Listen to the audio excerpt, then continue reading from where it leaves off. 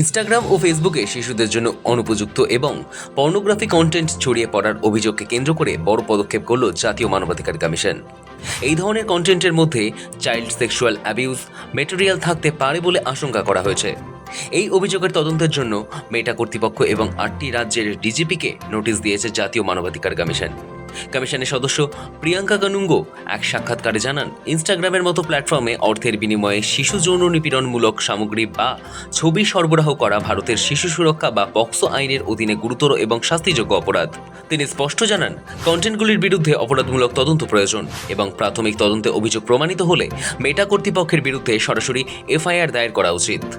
রাজ্যগুলির পুলিশ প্রধানদের পাশাপাশি কেন্দ্রীয় তথ্য প্রযুক্তি মন্ত্রকের সচিবকেও এই আইনি প্রক্রিয়ায় অংশগ্রহণ করা হয়েছে। মানবাধিকার কমিশনের তরফে তদন্তকারী কর্তৃপক্ষগুলির হাতে অন্তত 50টি নির্দিষ্ট ইউআরএল বা ওয়েবসাইটের লিঙ্ক দেওয়া হয়েছে। কানুঙ্গো সতর্ক করে দিয়ে বলেছেন, প্রমাণ হিসেবে 50টি ইউআরএল সরবরাহ করার পরেও যদি কর্তৃপক্ষ বা রাজ্য পুলিশ তদন্ত শুরু না করে তবে এনএইচআরসি সরাসরি ভারত সরকারের দ্বারস্থ হবে। পুলিশ আধিকারিক এবং তথ্য প্রযুক্তি মন্ত্রকের দায়িত্বে থাকা আমলাদের বিরুদ্ধে কড়া প্রশাসনিক পদক্ষেপ করতে কেন্দ্রকে সুপারিশ করা হবে। এই বক্তব্যের অর্থ শুধু নোটিশ পাঠিয়ে এই বিষয়টি থামিয়ে রাখতে চাইছে না জাতীয় মানবাধিকার কমিশন। এনএইচআরসির দেওয়া ইউআরএলগুলি নিয়ে তদন্ত হচ্ছে কিনা সেদিকেও নজর রাখবে কমিশন। কমিশনের এই কড়া পদক্ষেপের নেপথ্যে রয়েছে দুটি আন্তর্জাতিক সংবাদ মাধ্যমের চাঞ্চল্যকর তদন্তমূলক প্রতিবেদন। গত মাসে বিবিসির সংবাদ মাধ্যমের তদন্তে উঠে আসে, ভারতে শিশুদের যৌন নিপীড়নমূলক ভিডিও ছড়ানোর জন্য ইনস্টাগ্রামে দেদার বিজ্ঞাপন চালানো হচ্ছে। রেপ ভিডিওর মতো শব্দ ব্যবহার করে ইউজারদের টেলিগ্রাম চ্যানেলে নিয়ে গিয়ে অর্থের বিনিময়ে পর্নোগ্রাফি কন্টেন্ট বিক্রি করা হচ্ছিল। সম্প্রতি ওয়াইড পত্রিকার তদন্তে দেখা গেছে, ফেসবুক, ইনস্টাগ্রামে, মেসেঞ্জার এবং থ্রেডস-এ এআই দিয়ে তৈরি নাবালকদের যৌন উস্কানিমূলক ছবি ও বিজ্ঞাপন অনুমোদন দিয়েছে মেটা। তদন্ত বলছে, এমন কিছু বিজ্ঞাপন সোশ্যাল মিডিয়া থেকে সরিয়ে দেওয়ার আগেই ইউরোপে বসবাসকারী হাজারেরও বেশি ইউজার দেখে ফেলেছেন।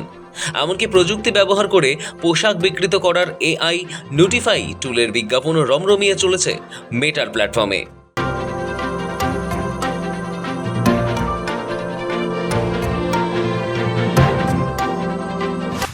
মেটার বিরুদ্ধে আমেরিকাতেও বড় আইনি পদক্ষেপ। শিশুদের নিরাপত্তা ও মানসিক স্বাস্থ্যের বিষয়টি নিয়ে আমেরিকাতেও সম্প্রতি আইনি ধাক্কা খেয়েছে মেটা। নিউ মেক্সিকোর একটি আদালত বৃহস্পতিবার মেটাকে কিশোরদের মানসিক স্বাস্থ্যের ক্ষতি সংক্রান্ত একটি তহবিলে $567 মিলিয়ন জরিমানা দেওয়ার নির্দেশ দিয়েছে। একই সঙ্গে তরুণ ব্যবহারকারীদের জন্য ফেসবুক ও ইনস্টাগ্রামে কাজের ধরনেও একাধিক পরিবর্তনের নির্দেশ দেওয়া হয়েছে।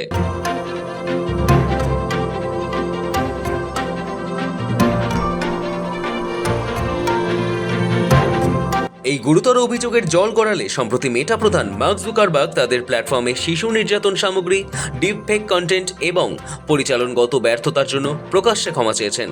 ভারতের তথ্য প্রযুক্তি মন্ত্রী অশ্বিনী বৈষ্ণব এবং তথ্য প্রযুক্তি সচিবের সাথে মেটার শীর্ষ কর্মকর্তাদের বিশেষ বৈঠকের পরেই এই ক্ষমা প্রার্থনার ঘটনা ঘটে। যদিও মেটার দাবি, শিশু শোষণের বিরুদ্ধে তাদের জিরো টলারেন্স নীতি রয়েছে এবং তারা ক্ষতিকারক বিজ্ঞাপন এবং এআই কন্টেন্ট ব্লক করতে আরও উন্নত অ্যালগরিদম এবং তথ্য প্রযুক্তি ব্যবহার শুরু করেছে। তবে জাতীয় মানবাধিকার কমিশন স্পষ্ট করে দিয়েছে যে স্রেফ ফাঁকা প্রতিশ্রুতি নয়, অপরাধীদের বিরুদ্ধে ফৌজদারি পদক্ষেপ সুনিশ্চিত করতেই হবে। ব্যুরো রিপোর্ট, সময়, কলকাতা।